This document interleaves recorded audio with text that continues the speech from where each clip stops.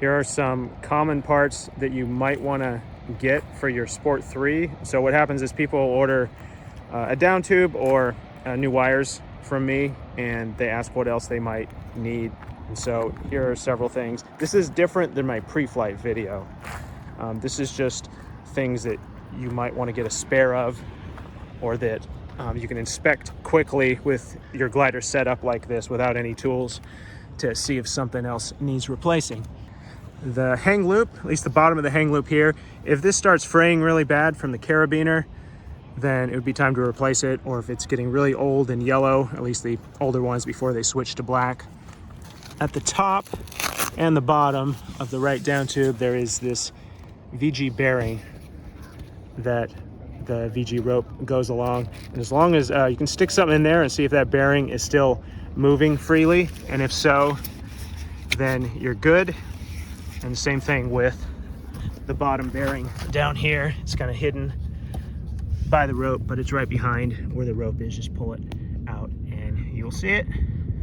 And if your rope is not pulling good, or you see a bunch of fraying in your rope, then it'd be time to replace it. This bottom rope is different than your upper VG rope that goes about from here up along your keel, which usually does not need replacing. But you can look over your upper rope, and if you find a spot that's fraying, it probably got snagged on something, and you could replace it too. Any of these safety rings, it's nice to have a bunch of extra of these. Sometimes you can damage it yanking it out, or lose them during maintenance. Now your side wires, the best thing to do is to feel along the top and bottom edge of the tang, to make sure that you don't feel any indentations, because what happens if you break a down tube at some point, it can get smashed in between this and this, and you'll be able to feel that it's really smashed in, and it elongates the hole, and it's not good. And also just feel around the whole area, make sure nothing's poking you. Really bad if there's a bad strand and that there's no kinks in it. And as far as the front and rear wires, these will always get frayed eventually, but the front and rear wires last a lot longer than the side wires as far as how critical they are to replace, and the amount of load on them. The load on the side wires is a lot more. Here at the side wire junction, these steel nuts, like you see there under the white cap nut, those are all over the glider. It's nice to have a few extra ones of those, either when you're replacing your side wires or doing other maintenance. You can reuse them, but not too many times, or they can start to wear out and fail on you. If your tip batten ropes are starting to fray, get about 2 feet to replace it with each one, so you have enough to tie the knot and everything. These flip tips, people lose them, or sometimes they can eventually fail if they're under a lot of extra tension.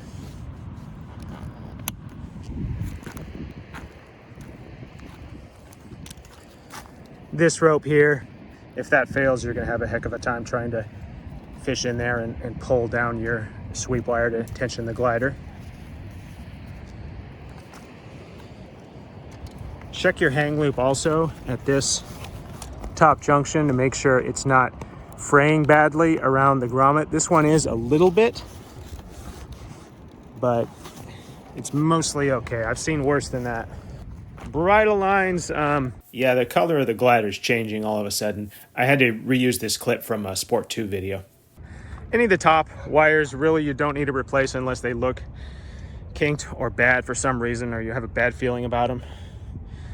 These can get, I think I put new ones on here already. They look perfect, but these can get rolled up inside the sail, the bridle lines, and inside of a wet sail. And so they're just wet for days and days and days, and they can develop some rust. The nose batten is the one you can't check against. Like the other battens, you know, you can check against the left and right side, but the nose batten is the one where if you roll over your glider or you leave it on after you break down, it could potentially get flattened, especially in the front part, which is really hard to bend back into shape. So you might have to replace that if it doesn't match the chart. and all of the pads. If you get a hole in any of the pads or the neoprene covers anywhere or the glider bag, you got to address it right away, because something's wearing through it, and it's to protect the sail. It's not to protect the frame. So the next thing that's going to happen is you're going to wear a hole in your sail. The tip wand, you want to check it here where it goes. Wherever it goes, comes out of the inner cup on the leading edge, maybe around right here. Make sure there's no crack there. This one looks good. And there's no crack on the outer part where it sticks into here. There's a line right here, but there's no cracking. And on this side, there is a reinforcement here, which goes down to about right here. So normally you should be good on this side, but it's good to check it. You might want this tool that Will's Wing makes. This is where the side wire attaches. This fits right in here to help you press out this sleeve to get it out. It has knurling on the end, and you might want 1 or 2 extra ones of these because they get damaged. So that is pretty much the most common stuff that you gotta watch out for, that you can check easily.